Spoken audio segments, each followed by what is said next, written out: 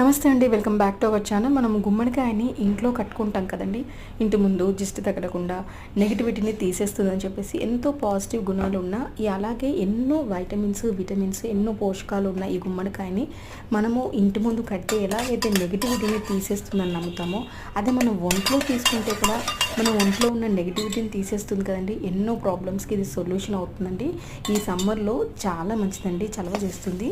దీంతో సాంబార్ చేసుకుంటే చాలా బాగుంటుందండి. నేను ఇక్కడ కొద్దిగా చింతపండుని అలాగే కొంచెం మామిడికాయ పిక్క ఉంటుంది కదా, దాన్ని ఉడకబెట్టేసి దాని నుంచి రసం తీసుకొని పప్పును ఉడికించి పెట్టుకున్నానండి. పప్పు ఉడికిన తర్వాత అందులో ఒక పచ్చిమిర్చి, కొద్దిగా కరివేపాకు, అలాగే కట్ చేసి పెట్టుకున్న క్యారెట్, ఈ గుమ్మడికాయ ముక్కల్ని వేసుకున్నానండి. ఒక్కసారి అది బాగా ఉడికిన తర్వాత వెంటనే మనం ముందుగా తీసి పెట్టుకున్న రసం వేసేసి అలాగే తాలింపు వేసుకొని చివరిగా కొత్తిమీరతో గార్నిష్ చేసుకుంటే చాలా చాలా బాగుంటుందండి. ఒకసారి ట్రై చేసి చూడండి.